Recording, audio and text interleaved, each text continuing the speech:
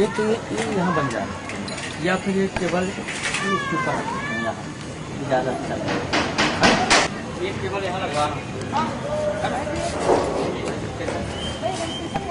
एक वहाँ हो जाएगा, एक बाहर। हाँ तो फिर यही करा लो, यहाँ दूसरा करा लो, यहीं पर लगवा लो। वहाँ पर दो काम के लिए नहीं रखना।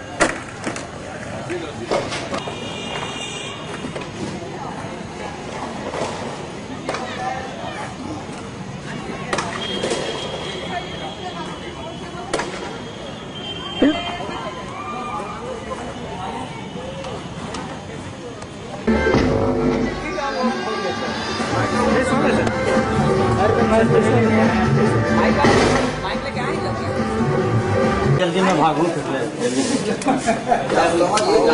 भैया प्रोजेक्टर वाले कौन है? प्रोजेक्टर वाले हम लगा हुआ चालू। बंद कर दो। आवाज तो बढ़ाया था सर, नहीं यार रुको तो। चलो हम लोग लगा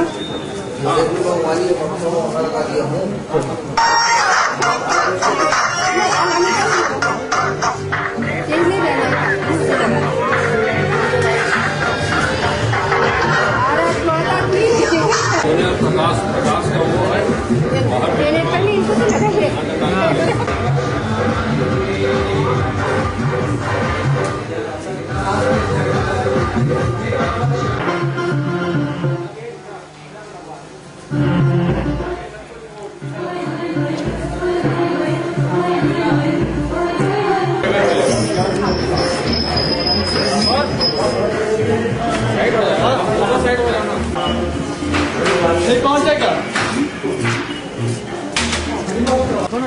टेप है ना, वो दरवाजे के पीछे रखा हूँ मैं। हमारे बच्चे 2-3 और देखते हैं आए, बच्चे सारी थी और आते कोई गेस्ट है, फिर भी मैं बोली कि इनका प्रोग्राम तो सुनने को नहीं मिलेगा। गेस्ट सब चलता है।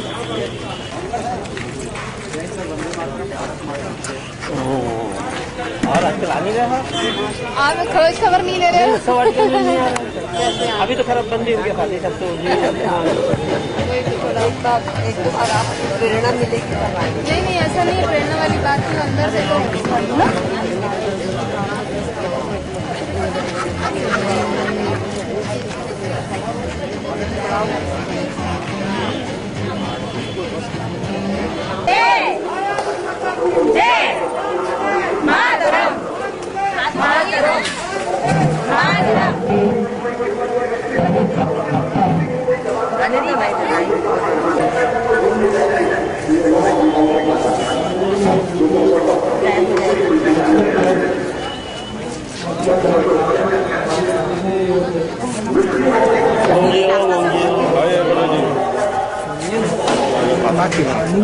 अरे नहीं है, कोई बात नहीं ना।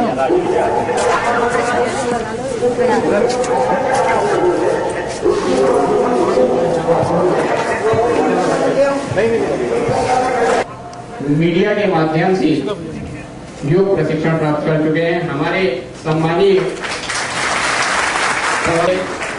संस्कारधारी के सम्मानित नागरिकों की ओर से हम उनका हृदय से स्वागत और अभिनंदन करते हैं। श्री राजीव दीक्षित जी का ऐतिहासिक उद्बोधन कुछ ही क्षणों में दीप प्रज्वलन के लिए हमारा अनुरोध श्री बजरंग केडिया जी, श्री पवन गौतम जी, श्री राजकुमार अग्रवाल जी, श्री गिरधर शर्मा जी, श्री सुरेश सिंह जी, श्री ज्योतिष गोयल जी, श्री राम स्नेही शर्मा जी, श्री संजय अग्रवाल जी, श्री दया सागर जी, श्री जय बहन जी, श्री रवि स्वर्णिका जी से भी हमारा अनुरोध। इधर से आ जाइए, इधर से आ जाइए।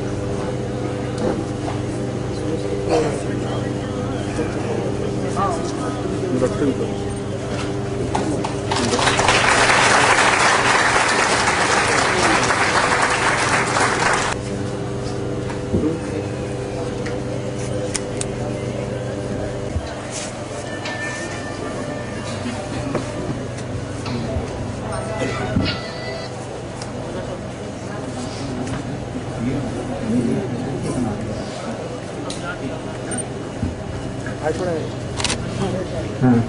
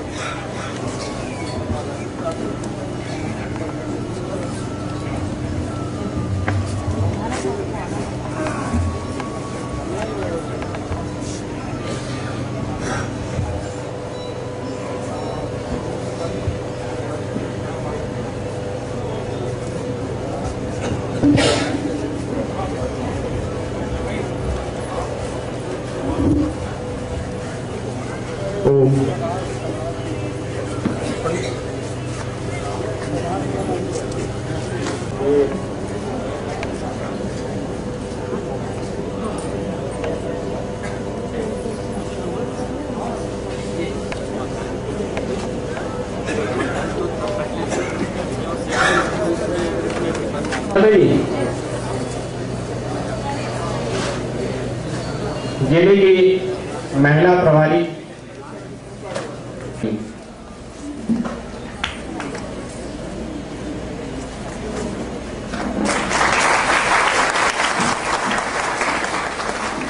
मंडल प्रभारी श्री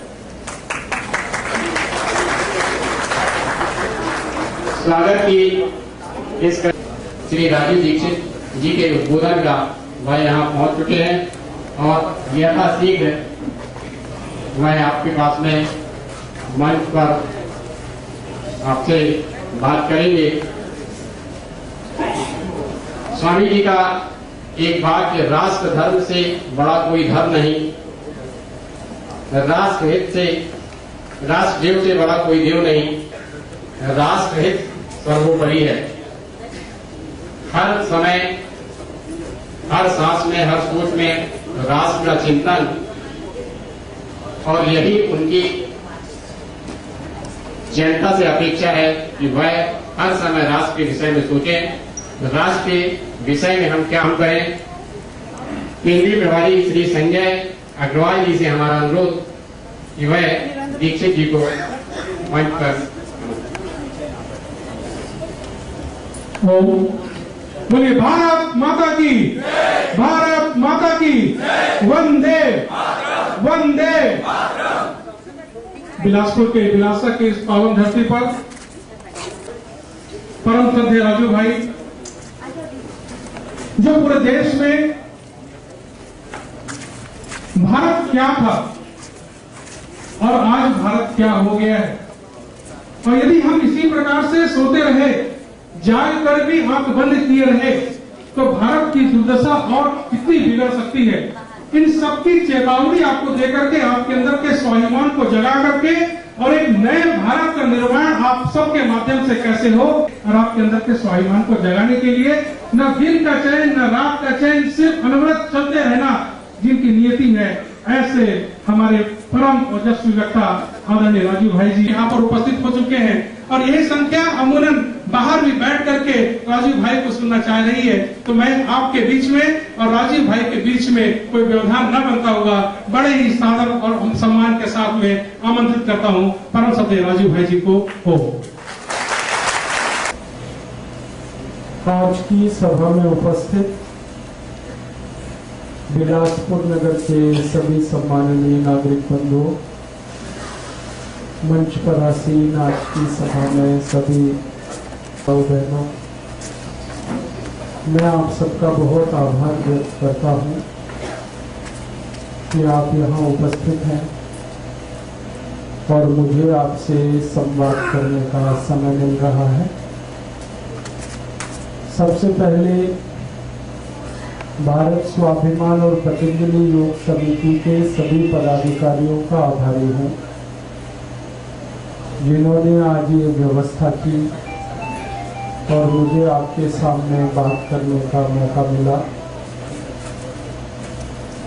मैं अभिमान के विषय में बात करने आया हूँ और आपसे मेरी विनम्र प्रार्थना है कि जिनके पास भी मोबाइल फोन है वो उसको या तो साइलेंट मोड में रखें या बंद कर दें।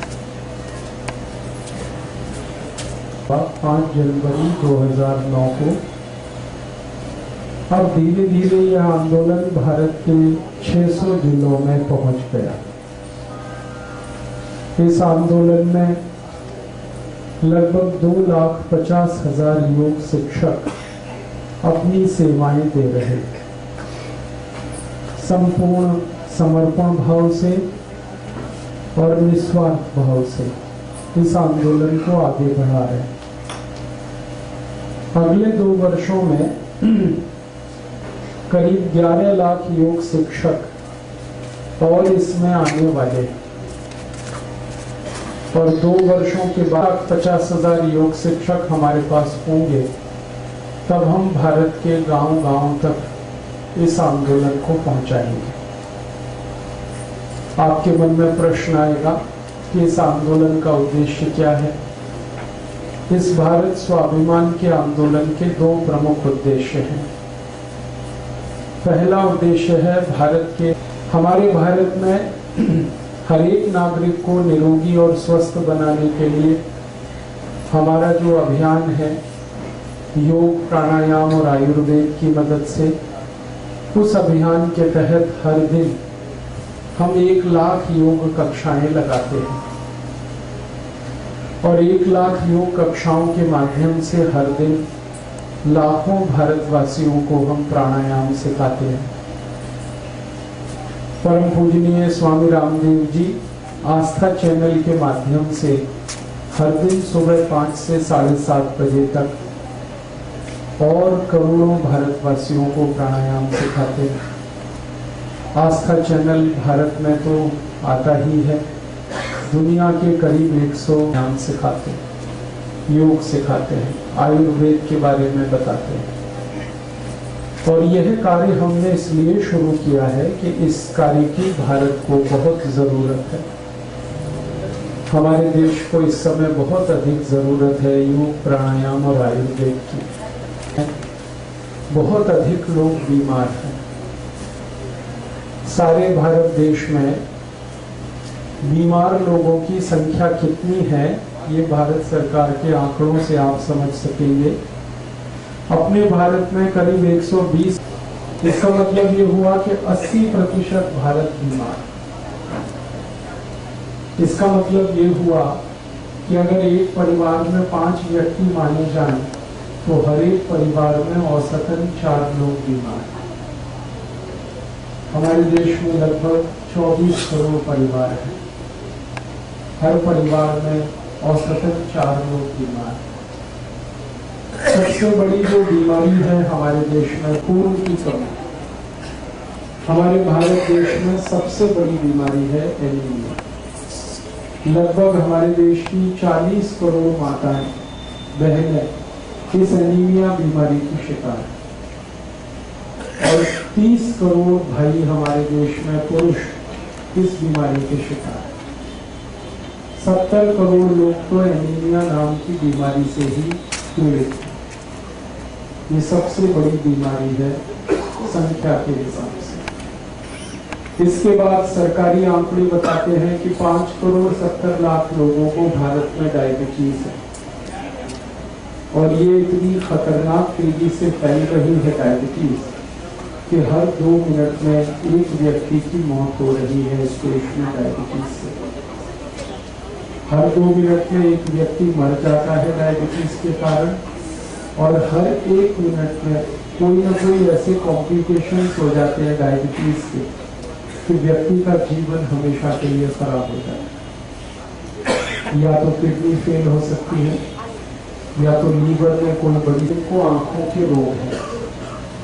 बहुत सारे भारतवासी हैं जिनको आंखों में ग्लूकोमा है, रेटिनल डिटैचमेंट है, मायोपिया है, कलर ब्लाइंडनेस है, डे ब्लाइंडनेस है, नाइट ब्लाइंडनेस है, और करोड़ों भारतवासियों की आंखों पे बहुत सारी बीमारी, दमा है, अस्थमा है, ब्रोंकियल अस्थमा है, ट्यूबरकुलोसिस है।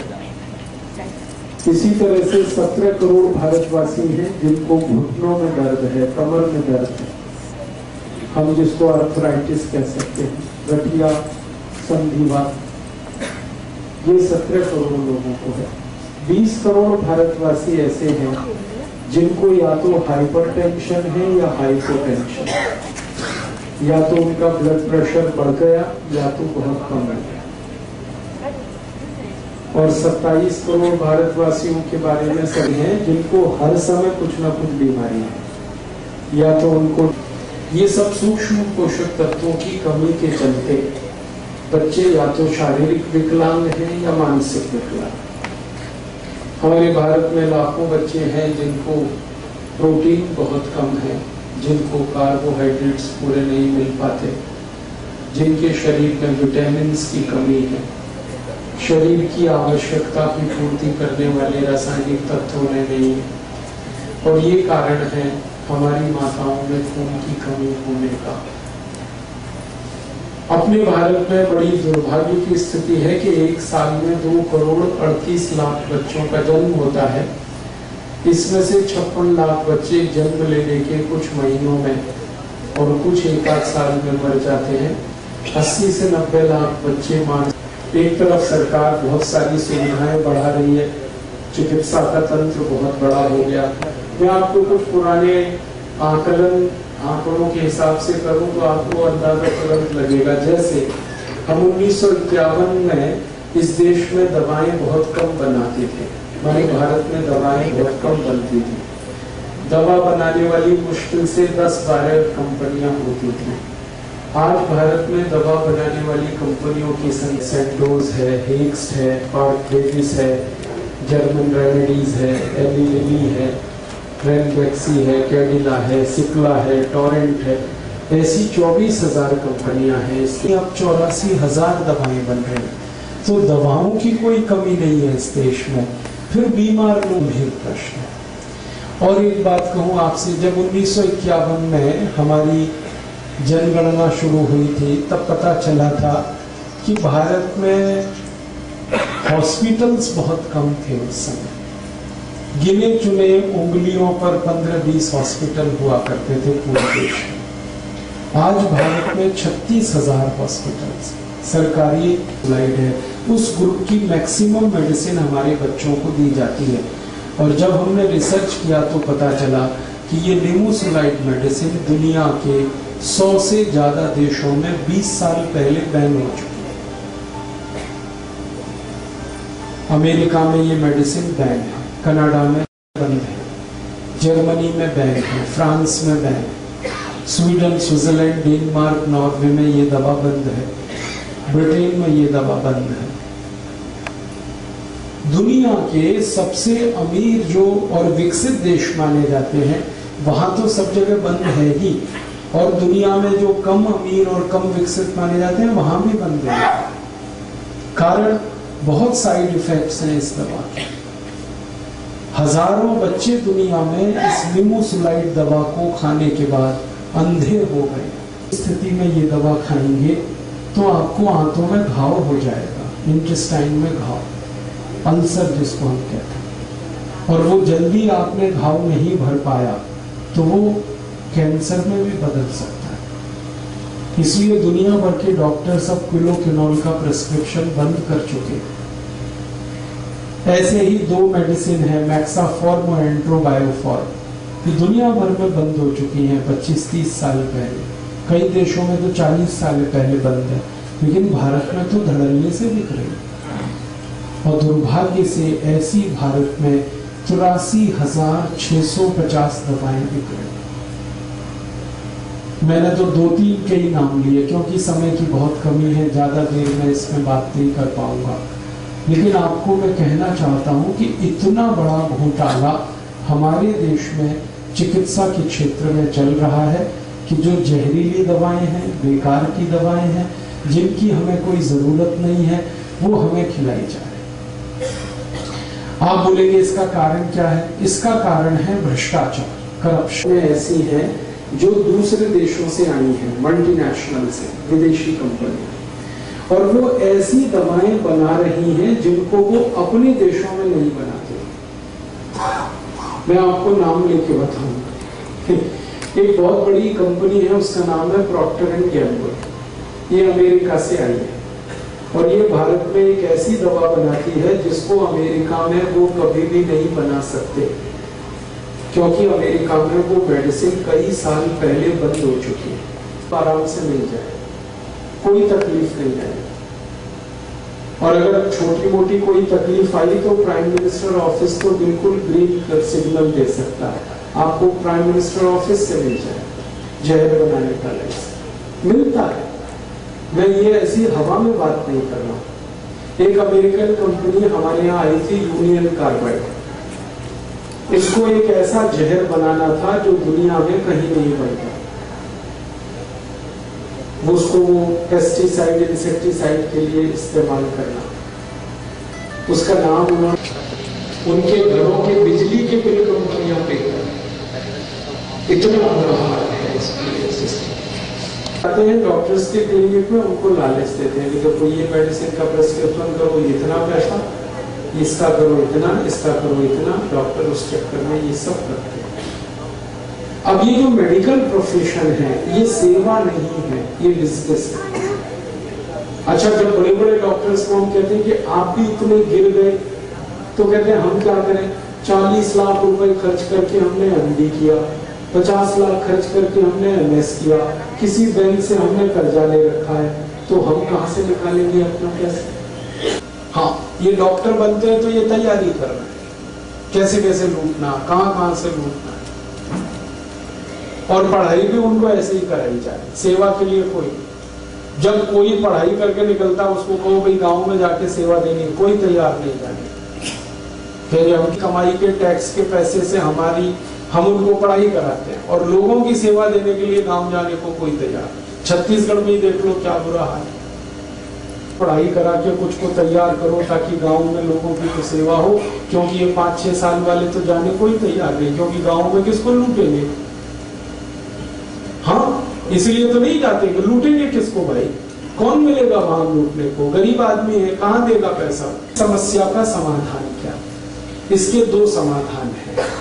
पहला समाधान है कि हम सब लोग जो बीमारियों पर खर्च करने की हैसियत वाले लोग हैं, हमारी संख्या देश में 35 करोड़ है। 35 करोड़ भारतवासियों को माना जाता है कि वो मध्यम वर्ग के हैं, उच्च मध्यम वर्ग के हैं और उच्च वर्ग के। हमारे जो पैसे खर्च करके डॉक्टरी में आते हैं, मैं भी उसी में आता हूँ। तो एक रास्ता तो ये है कि आप सब इस फालतू दवाओं के दुष्चक्र से बचें। अगर बीमारी से बचना है तो आप ये फालतू दवाओं को ना खाएं। कम से कम वो दवाएं बिल्कुल ना खाएं जो दुनिया में कोई नहीं खा रहा है। और कुछ दवाओं के नाम तो याद कर लें, aspirin, disprin, novalgin, analgin, paracetamol, streptomycin, terramycin, baralgan, butazol, oxyfen, butazol, chloroquinol, diclofenac, इन दवाओं को कोई नहीं खा रहा है दुनिया, आप मत खाओ।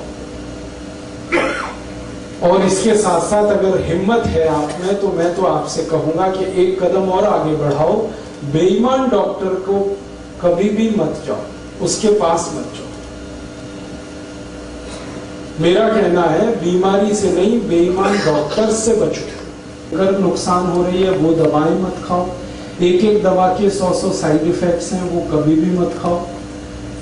और ऐसे बेईमान डॉक्टर्स के पास मत जाओ जो फालतू ऑपरेशन करते हैं, बहुत सारी दवाएं लिखते हैं। एक बीमारी के लिए एक ही दवा काफी होती है। 15-20 दवाएं अगर डॉक्टर लिख रहा है तो समझ लेना बहुत बड़ा कमीशन खोर है। हाँ, एक ही मिनट में पता चलता है बेईमान कौन है और ईमानदार। आपको एक बीमारी है, एक ही दवा काफी है, चिकित्सा विज्ञान ये कहता है। सिद्धांततः ये कहा जाता है कि एक बार में एक दवा पर्याप्त होती है। अगर कोई डॉक्टर 15-20 दवाएं लिख रहा है, बीमारी एक ही है, तो समझ लो ये कमीशन के चक्कर में लिख रहा है। और अगर कोई डॉक्टर इलाज करने से पहले आपसे धीमे से पूछ रहा है कि आपका मेडिकल इंश्योरेंस है, तो समझ लेना महालूटखोर है। तो पूछ इसलिए रहा है कि कितनी जेब काटूं इसकी, अंदाजा लगा रहा है। और ऐसे ऐसे लूट मची है। एक दो बात और कहूं, आप सब बुद्धिजीवी लोग हैं, एंजियोप्लास्टी का जब आप ऑपरेशन कराते हैं, आपको मालूम है उसमें कितनी बड़ी पोल और लूट है। एंजियोप्लास्टी में क्या होता है, एक छोटा सा स्प्रिंग आपके आर्टरीज में डालते हैं।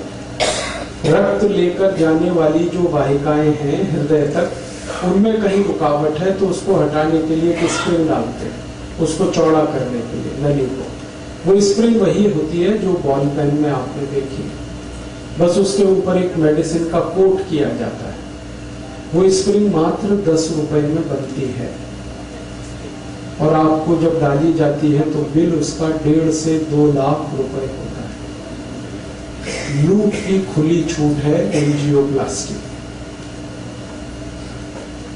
और अगर आप बिलासपुर में एंजियोप्लास्टी कराएं तो हो सकता है 60-70 हजार लगे। वही एंजियोप्लास्टी रायपुर कराएं तो लाख रुपए लगे। दिल्ली चले जाएं 1.5 से 2 लाख लगे। मुंबई चले गए तो 3 लाख तक लग सकता है। ऑपरेशन एक ही है, कीमत सब जगह अलग अलग है। क्योंकि आज तक सरकार ने इस सर्विस को रेगुलेट करने का कोई कानून नहीं बनाया, इसलिए ये लूट मची है। और एक बात बताऊं, ये जो एंजियोप्लास्टी ऑपरेशन है ये पूरी तरह सफल नहीं होता। अब जहां से जहां तक स्प्रिंग है वहां तो ब्लड का फ्लो अच्छा है, लेकिन स्प्रिंग के आगे और पीछे फिर ब्लॉकेज हो जाएगा, तब क्या करोगे?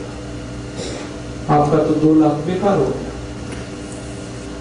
अगर आपके ब्लड में ब्लॉकेज करने की टेंडेंसी है तो कितना भी एंजियोप्लास्टी करो सब बेकार है, तब तक आपका कोई ऑपरेशन कामयाब नहीं। इसलिए मैंने आपसे कहा कि ये फालतू ऑपरेशंस मत कराओ, फालतू दवाएं मत खाओ, ये बेईमान जो डॉक्टर्स हैं इनके पास मत जाओ। यही एक क्या, तो आप प्राणायाम करो, योग करो, आयुर्वेद की ऐसी दवाओं का उपयोग करो जो कभी भी शरीर को पर ऐसी कृपा की है कि हजारों दवाएं आयुर्वेद में हमको निशुल्क दी है, कोई पैसा नहीं लगता उन दवाओं का। अब जैसे मैं आपसे कहूं, बेल पत्ते से दवाएं बनती हैं बहुत सारी आयुर्वेद में। अब बेल पत्ता आप तोड़ के लाओगे, क्या पैसा खर्च होगा? कहीं भी मिलता है, तोड़ लो, आप उससे दवा बना लो, उपयोग करें। एक बहुत अच्छी घास होती है, उसको पत्थर चट्टा कहते हैं, उससे कई दवाएं बनती हैं स्टोन प्रॉब्लम की। सड़क पे लगी हुई है। अभी मैं आ रहा था मुंगेली से बिलासपुर, तो थोड़ी नजर इधर उधर डाली तो कितनी दवा लगी हुई है पत्थर चट्टा सड़क पे घास के रूप में। तोड़ लो, इस्तेमाल करो। ऐसी हजारों दवाएं हैं। किसी पेड़ का पत्ता दवा है, किसी पेड़ की जड़ दवा है, किसी पेड़ का तना दवा है, किसी पेड़ का फल दवा है, किसी पेड़ का फूल बहुत अच्छी दवा है।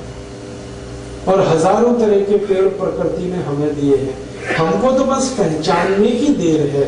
दवाएं तो सब है हमारे पास। तो आप ऐसी दवाओं का उपयोग करें। और ये दवाएं जो है ना बहुत अच्छे से गंभीर बीमारियों को ठीक करती है, बहुत अच्छे से। बस एक बार हमें उपयोग करके देखने की देर है। तो मेरा निवेदन है कि आप आयुर्वेद की दवाएं उपयोग करो, जिनमें कोई पैसे भी खर्च नहीं होते, शरीर को दुष्परिणाम नहीं होता। और दूसरा, योग प्राणायाम करो, इसमें तो कुछ भी खर्चा नहीं।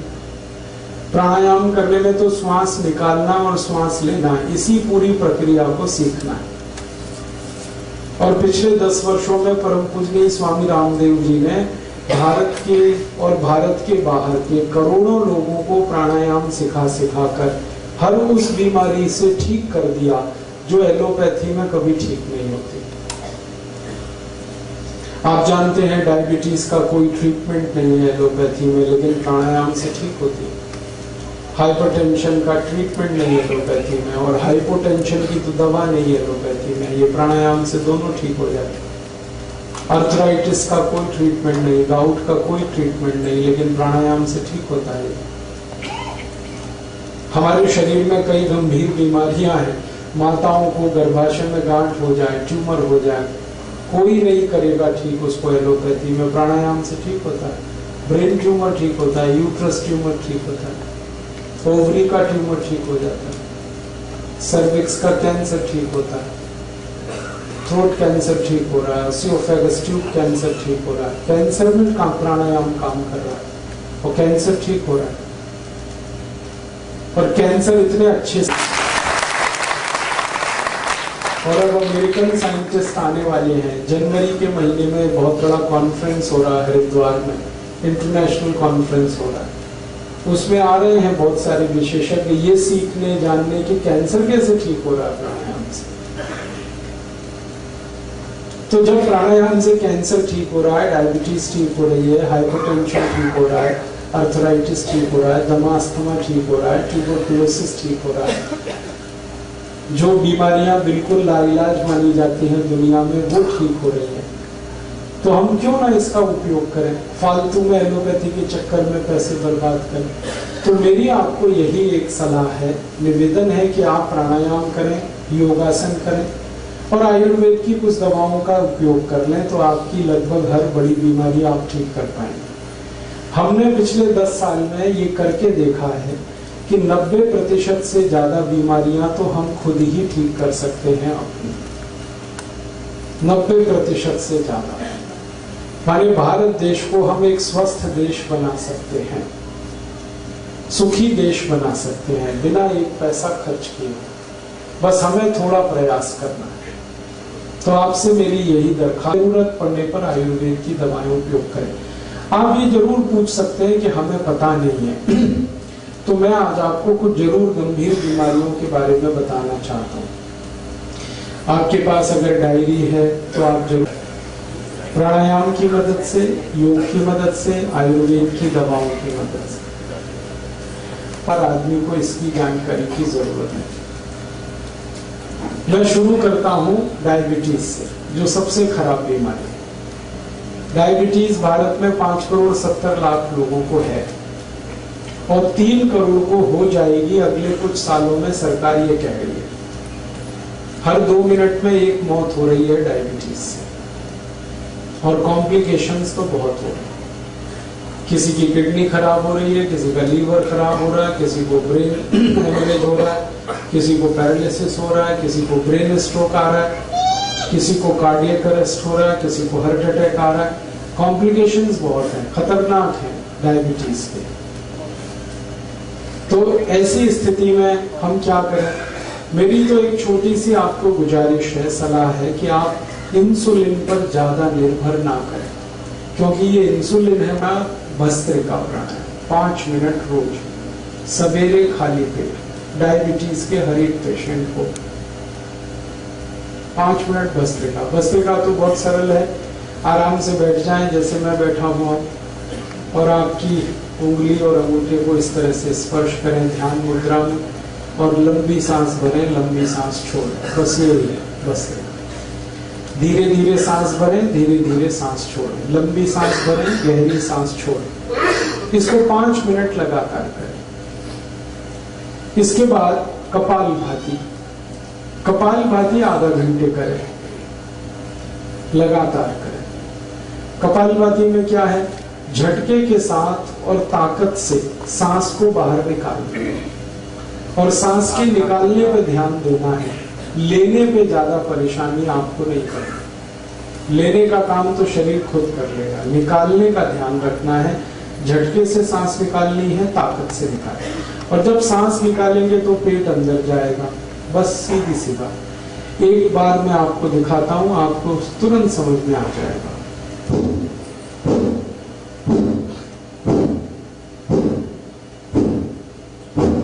बस ये है कपालभाति प्राणायाम। आधा घंटे लगातार करें। अगर थक जाए तो बीच में थोड़ी देर रोक के फिर दोबारा शुरू कर दें, करना आधा घंटे। और तीसरा एक प्राणायाम करना है, अनुलोम विलोम। अनुलोम विलोम में क्या करना है आपको, आपकी दाहिनी नाक को दाहिने अंगूठे से बंद करें और बाईं नाक से पूरी सांस को निकालना है। फिर बाईं नाक से सांस को भरे और दाहिनी नाक से निकाल दें। फिर दाहिनी नाक से सांस भरे, बाईं नाक से निकाल दें। फिर बाईं नाक से सांस भरे, दाहिनी से निकाल दें। बस यही है अनुलोम विलोम। इसको आधा घंटा करना। एक बार दिखा देता हूं, आप आराम से कर पाएंगे।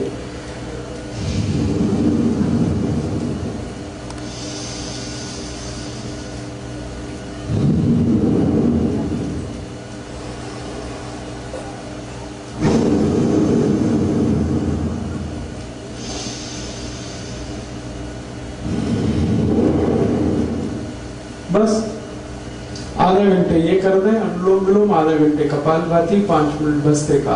ये बहुत अच्छा ट्रीटमेंट है डायबिटीज के लिए। और इसके साथ आप चाहें तो आयुर्वेद की एक दवा जरूर ले लें। हमारे पतंजलि चिकित्सा केंद्र में तो मधुनाशिनी वटी एक आयुर्वेदिक दवा है जो डायबिटीज के लिए है, वो मिलती है। लेकिन आप चाहें तो अपने घर में भी बना सकते। 100 ग्राम मेथी का दाना ले लें और इसको धूप में सुखाकर पत्थर पे पीस के इसका पाउडर बना लें। 100 ग्राम तेज पत्ता ले लें। इसको 100 ग्राम जामुन की गुठली ले लें, जामुन का बीज।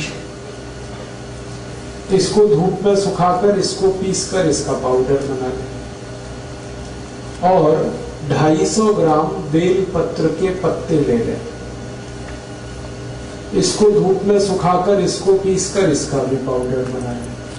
तो 250 ग्राम बेल पत्र के पत्ते, उसको सुखाकर पीस के पाउडर बनाना। 150 ग्राम जामुन का बीज या जामुन की गुठली, उसको सुखाकर पीसकर पाउडर बनाना। 100 ग्राम मेथी का दाना और 100 ग्राम तेज पत्ता, ये चारों को पीस लिया, पाउडर बन गया। अब ये आपस में मिक्स कर लें, सबको एक दूसरे में मिला दें। बस यही दवा है। इसको कैसे खाएंगे, 1 चम्मच सुबह ले लें गर्म पानी के साथ, खाना खाने से घंटे भर पहले, और 1 चम्मच शाम को ले लें जब रात का खाना खाते हैं ना, उससे 1 घंटे पहले। तो सुबह शाम 1-1 चम्मच पाउडर गर्म पानी के साथ खाना खाने से घंटे भर पहले। 1.5-2 महीने अगर आपने ये दवा ले ली लगातार और ये प्राणायाम कर लिया, तो ये पक्का मान लीजिए कि आपकी डायबिटीज बिल्कुल ठीक हो जाएगी। कोई कारण नहीं है, बहुत सही इसके लिए हजारों साल। और ये टाइम टेस्टेड मेडिसिन है। टाइम टेस्टेड माने समय पर जिन दवाओं की परीक्षा हो चुकी है और खरी उतरी है। हमारे जो पुराने वैद्य हैं ना, वो सब इस्तेमाल करते रहे इन दवाओं। आयुर्वेद में इनका बहुत अच्छे से वर्णन है, शुगर को कंट्रोल करने और ठीक करने। तो आप ये दवा खाएंगे और प्राणायाम करेंगे। बस एक ही बात है जो सावधानी आपको रखनी है, परहेज। डायबिटीज के सभी मरीजों को थोड़ा परहेज करना है, और परहेज ऐसा करना है कि ज्यादा चीजें ऐसी खाएं जिनमें फाइबर हो, रेशा ज्यादा हो, high fibre low fat diet, घी तेल वाली डाइट कम हो और फाइबर वाली ज्यादा हो, रेशेदार चीजें ज्यादा खाएं। सब्जियां सब में रेशे हैं वो खाएं। दाल जो खाएं वो छिलके वाली खाएं, क्योंकि उनमें रेशा बहुत होता है। छिलके वाली सब दाल खाएं। मोटा अनाज ज्यादा खाएं, मोटे अनाज में फाइबर बहुत होता है, तो मोटा अनाज खाएं। दाल सभी छिलके वाली, सब्जियां भरपूर खाएं। फल आदि ज्यादा ऐसे खाएं जिनमें रेशा बहुत है। तो आपको ऐसी डाइट लेनी है जो हाई फाइबर है और फैट में कम है। और दूसरा एक परहेज है, चीनी ना खाएं, चीनी छोड़, क्योंकि डायबिटीज की इस पूरी बीमारी को ठीक होने में चीनी सबसे बड़ी रुकावट है। आप जो चीनी खाते हैं ना, इसमें तकलीफ ही तकलीफ है। आपको एक दो बात मालूम है चीनी के बारे में कि इसमें कोई ऐसा, ये तो एक बात है, और जिसके साथ आप इसे खाओगे उसे भी हजम नहीं होने देगा। जैसे खाने के साथ आपने चीनी खाई तो चीनी तो हजम होगी नहीं, खाने को भी नहीं हजम होने देगी। इसमें है क्या जो आप खा रहे हो? मीठापन भी उसका आपके काम का नहीं है। देखो, जो मीठापन हमारे बहुत काम आता है उसका नाम है फ्रक्टोज। सुक्रोज भी एक मीठापन है, फ्रक्टोज भी एक मीठापन है। फ्रक्टोज जो है ना वो काम आता है अपने शरीर को। फ्रक्टोज किस में होता है? चीनी को छोड़कर भगवान की बनाई हर मीठी चीज में फ्रक्टोज होता है। जैसे आम है पका हुआ, उसमें फ्रक्टोज है, केला है उसमें फ्रक्टोज है, अंगूर है, नाशपाती है, अमरूद है, संतरा है, मौसम्बी है। सीधे शब्दों में कहूं, उसे खाओ। और ये इंसान की बनाई हुई चीनी है, इसे मत खाओ, क्योंकि इंसान जो है ना वो शैतान हो सकता है, भगवान कभी शैतान नहीं होता। चीनी बनाता है आदमी और फल बनाए हैं सब भगवान ने। तो भगवान की बनाई गई मीठी चीजें भरपूर खाओ, उसमें कोई तकलीफ ज्यादा नहीं आएगी आपको। चीनी हटा दो अपने घर से। जो डायबिटिक पेशेंट है वो तो हटा ही दे। जो नॉन डायबिटिक है उनसे भी मेरी अपील है कि आप भी हटा दें। तो आप बोलोगे फिर हम क्या खाएंगे मीठा? गुड़ खाओ ना, गुड़ बहुत अच्छा है आपके। चीनी से 1000 गुना अच्छा है गुड़। मैं गुड़ और चीनी की जगह तुलना समझा दूं आपको। गुड़ में कैल्शियम भरपूर है, गुड़ में फास्फोरस भरपूर है, गुड़ में पोटेशियम भरपूर है, फ्री में। और भारतवासी तो ऐसे हैं कि फ्री में जहर भी मिले तो लेने को तैयार। आप जानते हैं कोई भी आदमी जब पहली बार गुटखा खाता है तो फ्री में ही खाता है। हाँ, पहली बार तंबाकू खाएगा फ्री में खाएगा, पहली बार सिगरेट पिएगा फ्री में पिएगा, पहली बार दारू पिएगा फ्री में पिएगा, फिर बाद में पैसे लगाएगा उसमें। अंग्रेजों को हमारी ये कमजोरी का पता चल गया कि भारत में अगर कोई चीज फैलानी है तो फ्री में बांटो पहले, फिर यही भारतवासी खरीदेंगे उसको। चाय बेची उन्होंने तो ऐसे ही फ्री में पिलाई पहले, चीनी भी ऐसे ही लाए। तो हम चक्कर में फंस गए, पहले फ्री में लेते रहे, फिर आदत पड़ गई, फिर खरीद के। और आज ऐसा बुरा हाल है पूरे देश का कि सारा देश डूब गया इस चीनी। चाय में चीनी, दूध में चीनी, दही में चीनी, लस्सी में चीनी, मिठाइयों में चीनी। कई अद्भुत लोग तो ऐसे हैं जो दाल में भी चीनी डाल के खाते हैं। हाँ, बिना चीनी की दाल भी नहीं खाते, सब्जियों में चीनी डाल लेते। भला करे भगवान इन सबका जल्दी इनको बुद्धि आए, ये चीनी से मुक्त हो जाए।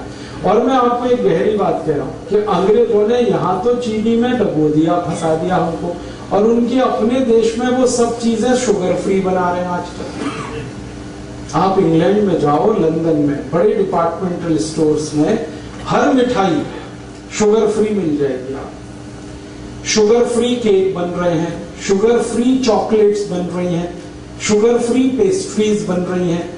जो उनकी मिठाइयां हैं वो यही हैं, चॉकलेट, पेस्ट्री वगैरह वगैरह, वो सब शुगर फ्री बना रहे हैं और खा रहे हैं, खिला रहे हैं, और महंगी बिक रही है। फिर 120 किलो। ये सारा दुष्परिणाम चीनी का है। और चीनी से भी ज्यादा खतरनाक एक चीज इन्होंने बनाई थी, सैकरीन। पहले ये जागृति इतनी ज्यादा आ गई है, डॉक्टर्स लगे हैं, बड़े बड़े हेल्थ एक्सपर्ट्स इसमें लगे हैं, स्कूल में जा जाके बच्चों को कह रहे हैं शुगर फ्री खाओ कोई भी चीज।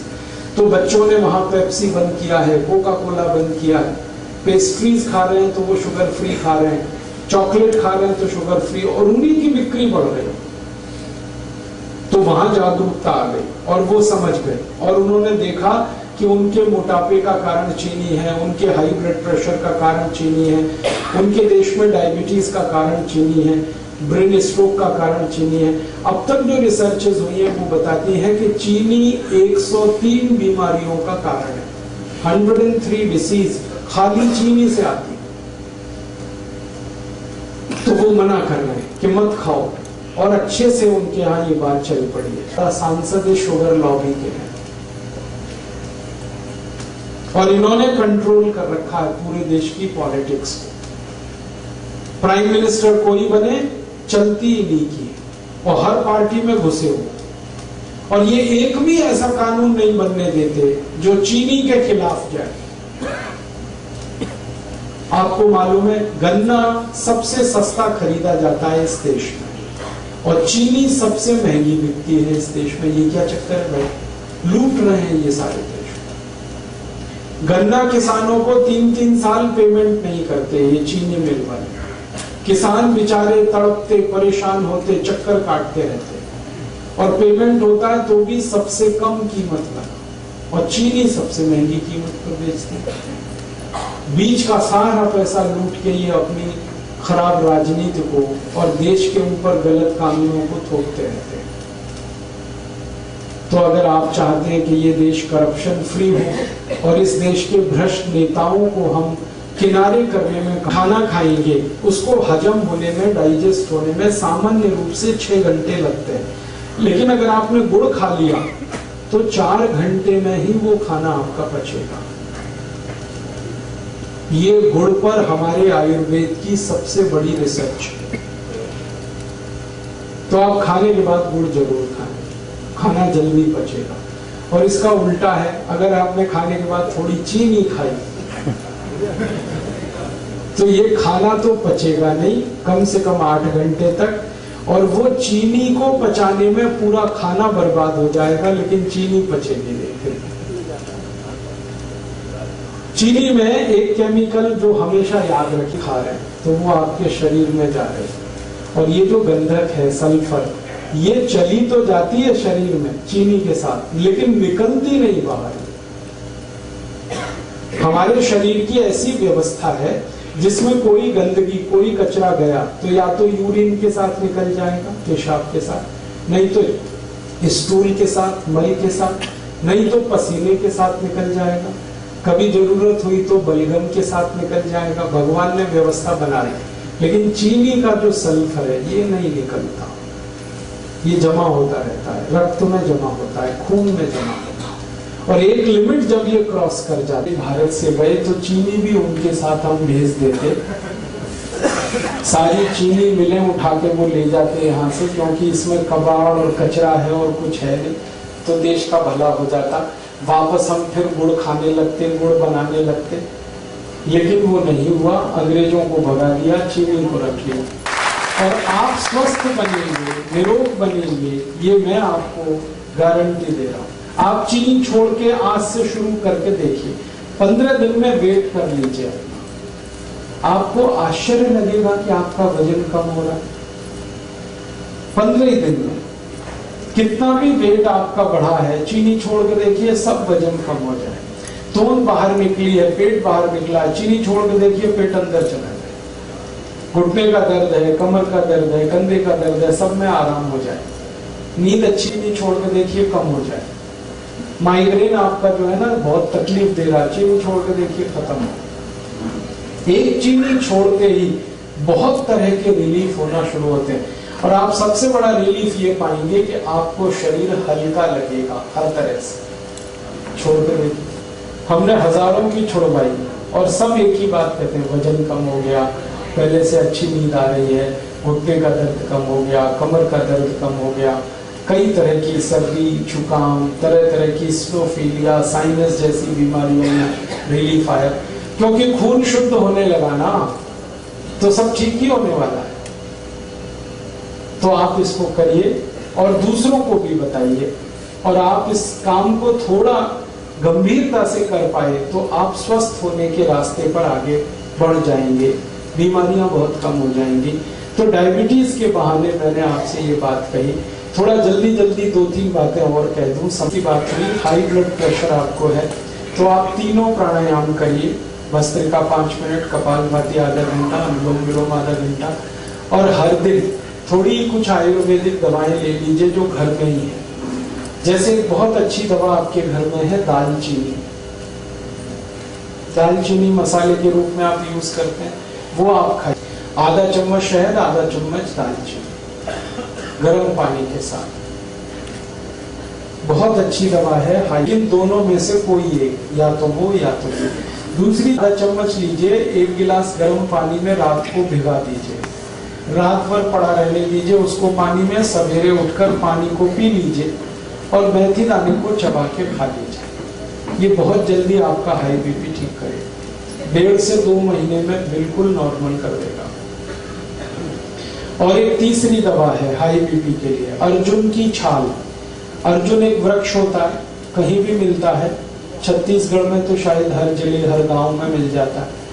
ये वृक्ष का 25-30 रुपए किलो में मिलेगी, बहुत सस्ती। इस अर्जुन की छाल को धूप में सुखा के पत्थर में पीस के बना लीजिए इसका पाउडर।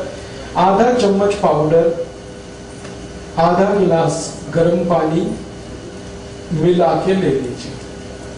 बहुत अच्छा होगा कि आधा चम्मच अर्जुन छाल पाउडर को आधा गिलास गर्म पानी में अर्जुन की छाल। और एक अच्छी दवा है अपने घर में, उसका नाम है लौकी का रस।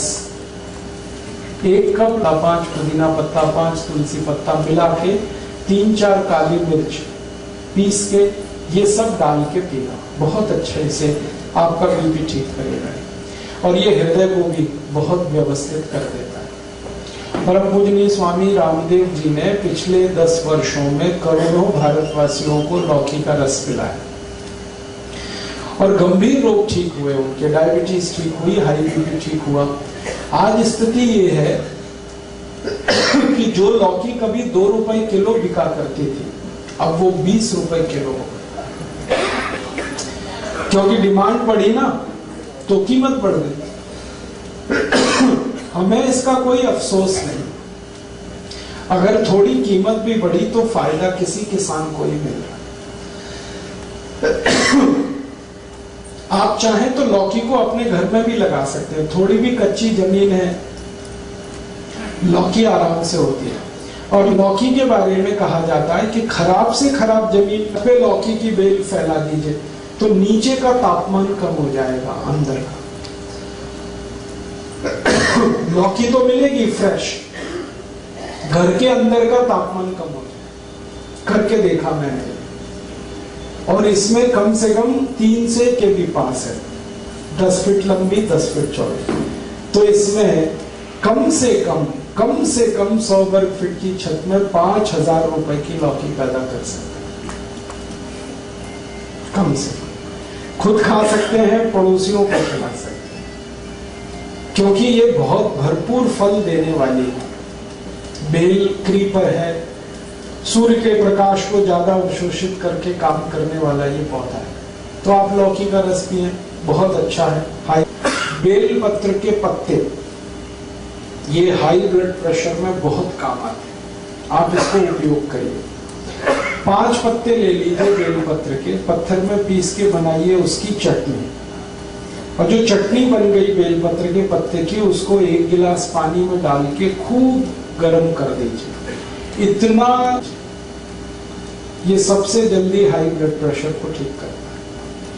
और ये बेलपत्र आपके शुगर को भी नॉर्मल कर देगा। जिनको हाई ब्लड प्रेशर और डायबिटीज दोनों है, उनके लिए ये सबसे अच्छी दवा बेलपत्र। शुगर भी ठीक होगी, ब्लड प्रेशर भी ठीक। और ये बेलपत्र वही है जो हम शंकर भगवान को अर्पित करते हैं। मेरा एक निवेदन है कि आप जब शंकर भगवान को बेलपत्र अर्पित करते हैं तो शंकर जी का स्पर्श करा के ये वापस ले आइए, क्योंकि ये प्रसाद है। आप वहां मंदिर में छोड़ देते हैं बेलपत्र को, पुजारी क्या करता है, वो इकट्ठा करके कचरे के डिब्बे में फेंक देता है। मैंने इसका हिसाब निकाला था कि जितने शंकर जी के मंदिर भारत में हैं, सावन के महीने में, सावन का महीना सबसे ज्यादा, हमारे आधा कप रोज सुबह खाली पेट हमारी भारत की जो गाय है, जिसको हम देशी गाय कहते हैं, स्वदेशी गाय कहते हैं, इसका आधा कप मूत्र रोज सुबह खाली पेट कोई भी पिए, हाई ब्लड प्रेशर बहुत जल्दी ठीक होता है। और ये गोमूत्र बहुत अद्भुत है, ये हाई ब्लड प्रेशर को ठीक करता है, ये लो बीपी को भी ठीक कर देता है, दोनों में काम आता है। और यही गोमूत्र डायबिटीज को भी ठीक कर लेता है। अगर आप खाली गोमूत्र पी रहे हैं तो आपकी शुगर भी ठीक होगी, बीपी भी ठीक होगा। और ये गोमूत्र पिए ना तो घुटने का दर्द भी ठीक होता है, अर्थराइटिस, गाउट दोनों ठीक होता है। ये अगर गोमूत्र आप पी रहे हैं तो दमा भी ठीक होता है, अस्थमा ठीक होता है, ट्यूबरकुलोसिस ठीक हो जाता है गोमूत्र से। हमने परीक्षण करके देखा है कि अगर किसी व्यक्ति को आप एलोपैथिक मेडिसिन दें, उनकी ट्यूबरकुलोसिस एक बार ठीक होती है, दोबारा नहीं आती, इतना प्रभावी है। क्योंकि एलोपैथी में तो कोई दवा नहीं, देखो आप आयुर्वेद में बहुत दवाएं हैं, भरपूर दवाएं हैं लोगों की। सबसे अच्छी दवा है गुड़। ये जो गुड़ है ना, ये पानी में घोल के नमक मिला के नींबू का रस डाल के पिए। 1 गिलास पानी, 15-20 ग्राम या 25 ग्राम तक गुड़ मिलाओ और उसमें डालो नमक और डालो नींबू का रस और पियो। दिन में 2-3 बार पी लो, लो बीपी सबसे जल्दी ठीक होगा इससे। और एक अच्छी दवा है लो बीपी की, बहुत बढ़िया दवा है। अगर आपके पास थोड़े से पैसे हैं तो रोज अनार का रस पियो, नमक डालो, बहुत जल्दी लो बीपी ठीक होगा। अनार का रस, गन्ने का रस पियो नमक डाल के, ये भी लो बीपी ठीक है। संतरे का रस पियो नमक डाल के, ये भी लो बीपी ठीक है। अनानास का रस पी सकते हैं नमक डाल के, ये भी लो बीपी ठीक करता है। और एक बढ़िया दवा बताता हूँ लो बीपी की, मिश्री और मक्खन मिला के खाओ, ये लो बीपी की सबसे अच्छी दवा है। मक्खन मिश्री, मक्खन वो जो घर में आप निकालते हैं, बाजार वाला नहीं। दही बना के उसमें से मक्खन जो निकलता है वो मक्खन ताजा, और मिश्री मिला के खाओ। श्री कृष्ण भगवान की डाइट है मक्खन मिश्री, रोज खाते। और इसी की ताकत से कंस को मारा, जरासंध को मारा, इसी की ताकत से। मतलब मैं आपको बड़ी गहरी बात कहता है, डॉक्टरी की जो पढ़ाई है इसका सिलेबस तो आप जानते हैं, यूरोपियन अमेरिकन, वो खतरनाक है, वो जल्दी डाइजेस्ट नहीं होता, वो कोलेस्ट्रॉल बढ़ता है। लेकिन हम जो दही में वो चलाते हैं ना, क्या कहते हैं उसको, मखानी, दही, दही में मखानी चला के जो मक्खन निकलता है, ये सबसे जल्दी डाइजेस्ट होने वाला फैट है। इससे जल्दी कोई चीज नहीं हजम होती है। और मक्खन के साथ अगर मिश्री मिक्स हो गई तो ये एक दूसरे के ऐसे जबरदस्त दोस्त हैं कि इनका कहना। मेरा तो आप सभी को निवेदन है कि आपके घर के छोटे लो बीपी में इतने अच्छे ला के पिए, 1 गिलास दूध, 1 चम्मच घी, और घी ये गाय वाला, ना मिले तो भैंस वाला भी चलेगा, लेकिन अच्छा गाय वाला, और गाय वही जो देशी। 1 चम्मच घी, 1 गिलास दूध, रोज रात को पी के सो जाओ। है नमक का पानी पियो, पानी में नमक डाल के पीते हो। जो सबसे गरीब लोग हैं, जो ना मक्खन खा सकते हैं, ना मिश्री खरीद सकते हैं, ना गन्ने का रस, ना अनार का रस, तो उनको बता दो कि पानी और नमक इतना तो पी सकते हैं। और गर्म पानी के साथ, आधा चम्मच दालचीनी, आधा चम्मच शहद, गर्म पानी के साथ। पेट से जुड़ी हुई कुछ बातें कर लें। हमारे पेट, अजवाइन ले लें, कच्ची अजवाइन सबके घर में है, आधा चम्मच अजवाइन, 1 चम्मच गुड़, दोनों मिलाएं और चबा के खाएं। पीछे से गर्म पानी पी लें, और ये रात में ही खाएं सोते समय। जिनको कॉन्स्टिपेशन बहुत रहता है, पेट साफ नहीं होता, वो रात को सोते समय 1 चम्मच गुड़, आधा चम्मच अजवाइन मिला के चबा के खाएं। मोतियाबिंद हो सकता है, काला मोतिया हो सकता है, रेटिनल डिटैचमेंट बीमारी आई, या मायोपिया हुआ, या colour blindness, day blindness, night blindness, कई बीमारियां हैं जो गोमूत्र ठीक कर देता है। और गोमूत्र के साथ एक अच्छी और दवा है हल्दी। गले का इन्फेक्शन है, हल्दी इस्तेमाल कर शुरू होता है, उसकी सारी कॉम्प्लिकेशन चूने से ठीक होते हैं। अक्सर हमारी माताओं को बढ़ती हुई उम्र में ऑस्टियोपोरोसिस, किसी बीमारी के लिए जाना ही नहीं पड़ेगा किसी डॉक्टर के पास, और दवाएं वही जो अपने आसपास हैं। रसोई में जो दवाएं हैं, रसोई के नजदीक में जो हमारा किचन गार्डन नहीं कर, बल्कि गरीबी और बढ़े। और हैरान करने वाली बात यह है कि भारत की सरकारों ने 12 पंचवार्षिक योजनाएं इस देश में लगाई गरीबी हटाने के लिए। वासियों को जोड़ लेना है और तब इन बेईमानों से लड़ाई शुरू करें। भारत माता की जय, भारत माता की जय, वंदे मातरम, वंदे मातरम, वंदे मातरम।